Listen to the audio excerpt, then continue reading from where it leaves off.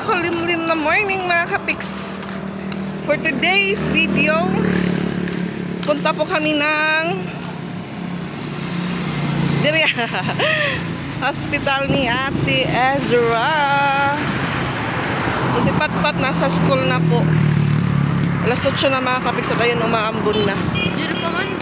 So okay lang po kami paano doon dahil mabilis lang naman po yung ano ng pedya. Ha? 7:49 pa pala. Kala ko alas 8 na. Erong pagunday. Makulit po yung kasama ko. Naghanap po kami saan kami makakasakay ng tricycle. Baktas muna kami, baktas. Yung baktas, lakad muna. Kaya may nagtatrabaho.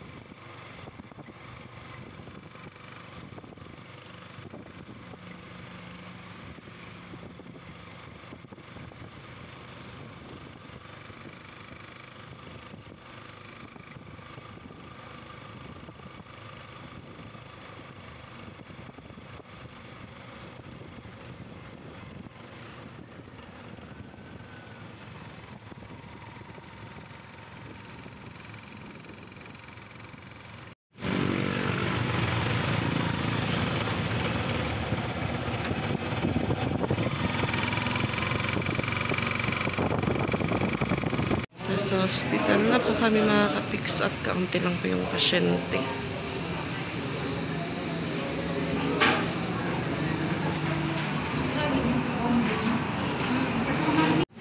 Mas madami po ngayon yung buntis dahil prenatal day po Friday. So may limit po dito din yung prenatal mga ka-fix. Andun na sa loob yung ibang buntis. Yung iba naman nagsisidatingan pa lang.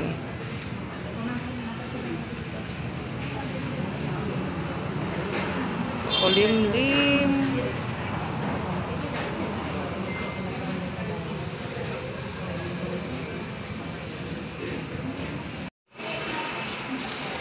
Pila na si Ate Ezra.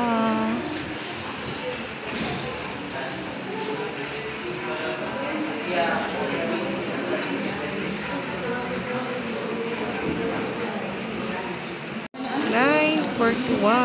Waiting pa po kami. Ate pagi ah.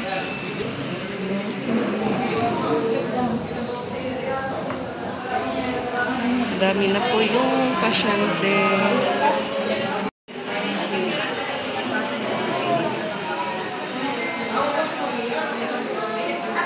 Yan, done check up na po si Ate Ezra. So yun nga ho, kailangan niya ho ulit magpausok. May 3 gamot po siya na kailangan every 20 minutes magpapausok siya mga kapik. So ngayon, iwanan ko po muna siya dito sa gilid. Punta pa ako ng Esquina Pawing bili ng gamot niya na gagamitin po ngayon sa pagpapausok. Mapud ka? Sama daw siya mga kapiks. Ito po yung reseta niya. Yan, salbutamol. 3 po yung pang 20 minutes. Tapos, pag matapos po yung 3, so doon na po kami sa 6 hours. Yung pagnibiol. Ito naman po yung isa, tablet din daw ito. 1 tab at bedtime. So, pagtulog niya po mga kapiks. So yun nga ho, kailangan daw siyang ipa-check up po sa sa private hospital, sa ACE or sa St. Paul's. Kailangan niya pong ma-check up sa pulmo. Kano mo? Ha? Kano?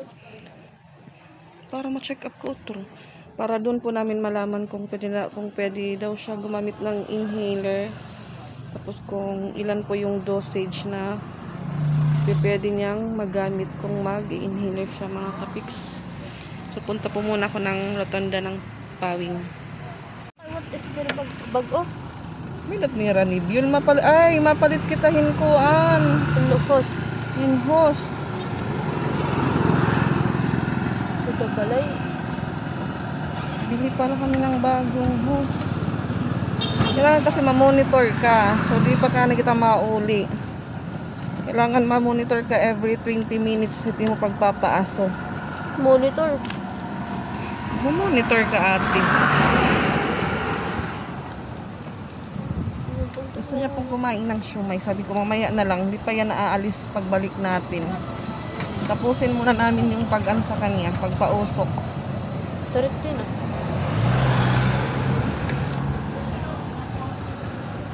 Ang babae nga akong kasapat kanina. Ano Bagayan nila siya. Hindi daw na, oran na. Maambon na po, maambon. Kuya, makakahulat ka haamon niya? Oh, Makakadal kami ha, butika. Bermudo. Diri, ayo Bermudo kay mahalit. Blanco. Oo, blanco lang kami ya. Mahal po yung Bermudo na pharmacy.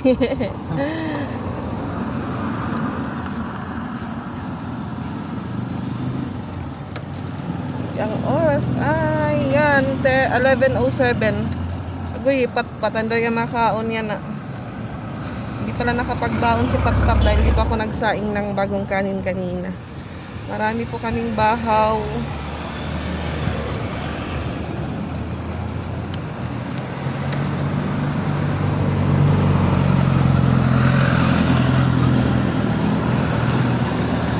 So, mapapacheck up ko siya sa mga kapik sa private hospital. Saan o? Hindi pa natin alam kung kailan day. Nabibigyan din natin ng nabibigyan din natin ng time. Kailangan natin bigyan ng time ang iyong asthma para hindi siya lumala.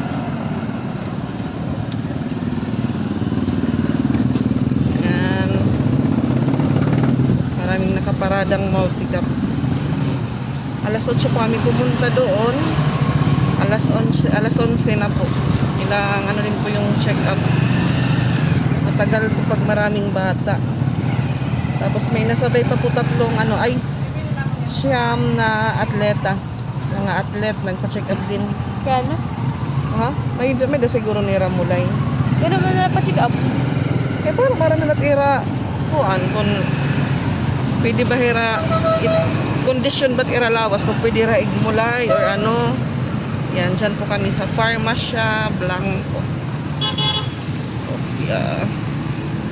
Yan, dito na po kami sa ospital at nakabili naman ulit kami ng salbutamol mga kapiks. Tapos bagong hose.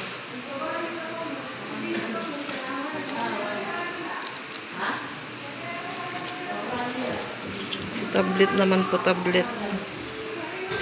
Lugas. Yan, tapos na pong magpa-usok si Ate Ezra sa unang salbutamol. So, waiting naman po kami ng 20 minutes para sa pangalawang pausok. Alas 12 na po mga kapix. So, 12:08 po yung pangalawang usok niya. Kailangan po natin ipatingin si ate sa espesyalista ng pulmo para dun po natin malaman kung pwede siyang gumamit ng inhaler, tapos yun nga ho kung ilang dosage yung pwede niyang gamitin tuwing aatake po yung kanyang asthma. Yun po yung sabi ng doktor kanina. So, pag private po, minimum 600 yung check-up na po ngayon. Kaya, papacheck up po si Ate Iza para sure po kung ano talaga yung ng asthma niya. So, hanggang 5 days lang po yung gamot niya. Tapos po ng 5 days, follow up naman po siya dito ulit. Pero kung mapacheck up ko po siya sa private, kahit hindi na siguro kami bumalik dito, ipakita ko lang po yung mga reseta niya ngayon. Ano na po, 11 na. So, pag 11:08, pausok siya ulit ng pangalawa. Ano po? Oh, 12:08. Alas 12 naman, oh. 12:08. Tatlong klase po yung niya, yung salbutamol, ipratium, bromide, and salbutamol. Kasi Patpat walang baon. Yun nga. Tinawagan ko po si Nika. Doon lang muna siya makikain. Kasi abutin po kami dito ng 1:00. Second touch na po.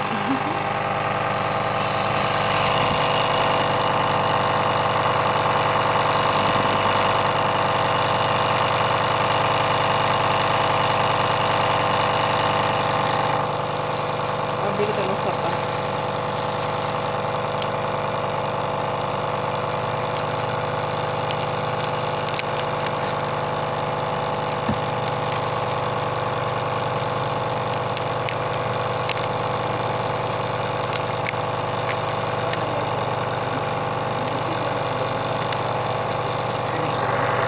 Natapos din po sa tatlong salbutamol pang pausok mga kapiks. So, ayan, uwian time na po kami. Itigat mo po mo host. Uwi na po kami, uwi na. Ginuwad mo? Ay, kalatang mo, matigas. Matigas po siya, matigas. Ayan, sa labas na po kami. Waiting na po kami sa tricycle po na sakyan namin pa uwi ni Ate Ezra. Sobrang tahimik na po kanina sa OPD dahil yung mga pasyente nagsiuwian na po mga kapiks. Oras ay 1:06 ng hapon. So, bumili pa ako ng siomai para may maulam po kami pauwi ni Ate Ezra.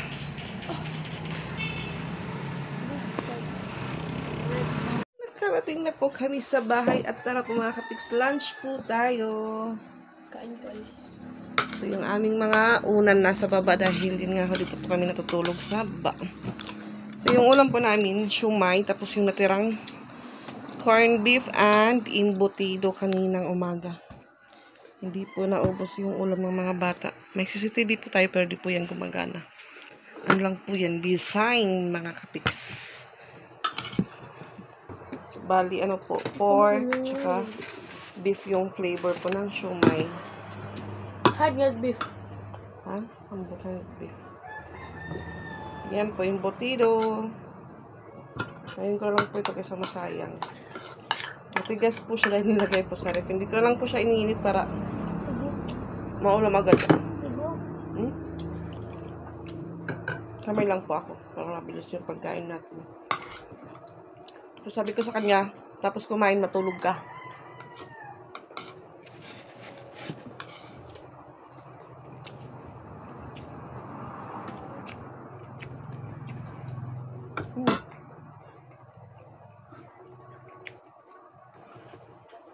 Kain po tayo. Tagdamot steak.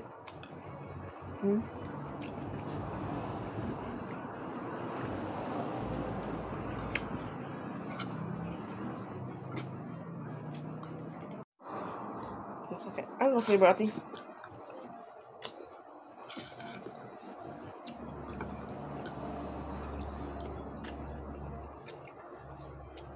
Mas malaw siya may. Ha? Paras na siomay.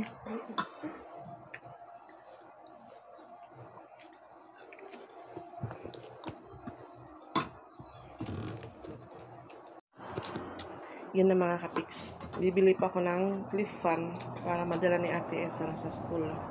Yung problema naman nito, kung saan po isasabit or iipit. Tapos yun nga ho pa, ano po sa inhaler. Tinanong ko po kanina, sabi ko, Dok, pwede na ba siyang, pwede po ako mong pareseta ng inhaler para in case po na bumalik po yung asthma niya. Or meron po siya sa school, meron po siya agad magagamit, sabi niya. Yun nga, i-refer ko kayo doon sa specialista or yun nga sa pulmo para doon talaga malaman talaga kung ano yung niya sa asthma, tapos kung ilang din po dosage yung pwede niya pong gamitin in case na kailangan niya po ng inhaler. Yun nga, sabi niya hindi daw agad-agad makakabili sa pharmacy pag yung dosage, hindi alam.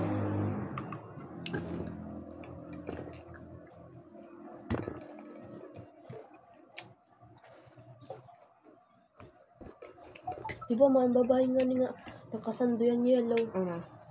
Kaya tunaw na era. Siya kanya kanina pa daw iya. Yung kanya damo kulit na reklamo nga nanay. Kay herarat ng una. Pero makain. Ha? Tapos ang kan nga niyan, may dudo nga anak na lalaki. Pero pumilaw. Pwede pa natin banga. Para tawagat. Dagdilyanera. Ang tagalan din po kami mahapis kasi yung pila po namin may mga sumisingit. Yung hindi pa po na vital sign, nakapila na po sa upuan.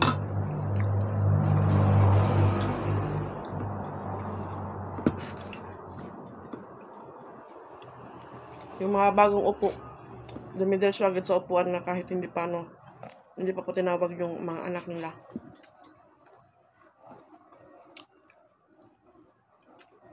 Wala pong nag-a-assist sa linya, Topedia, kung sino yung magkakasunod-sunod, tapos kung sino yung nauna.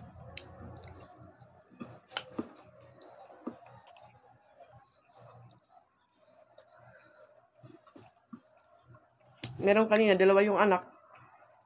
Hindi pa po tinimbang, hindi pa po yung temperature, pero nakaupo na po sila sa upuan na para pedya.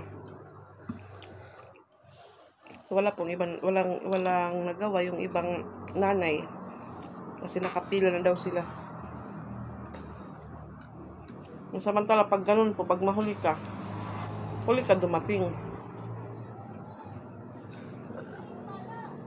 Tapos pag may kilala, mga kapiks, pinapasingit din. Kaya ayun, yung mga naunang dumating sa ospital, huli na umuwi.